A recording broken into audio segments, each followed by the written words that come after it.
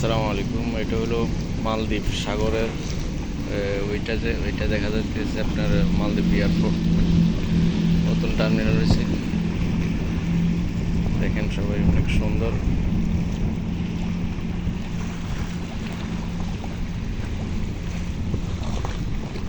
দেখেন কত সুন্দর আল্লাহর কুদরত।